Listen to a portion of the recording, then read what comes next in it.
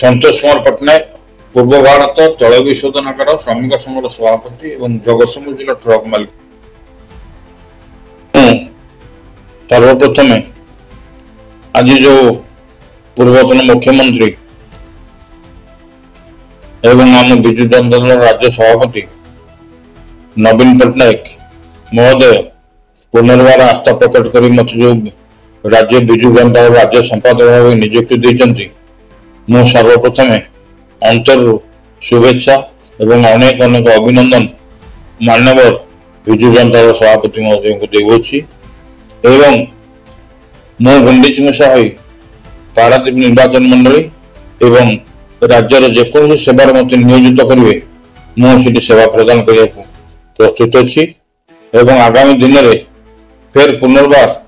आम विजु जनता दल सभापति माननीय पूर्वतन मुख्यमंत्री श्रीयुक्त नवीन पट्टनायक महोदय किपरि फिर पुनर्बार मुख्यमंत्री पद में अवस्थापित होबे से आम समस्त सचेष्टा करी।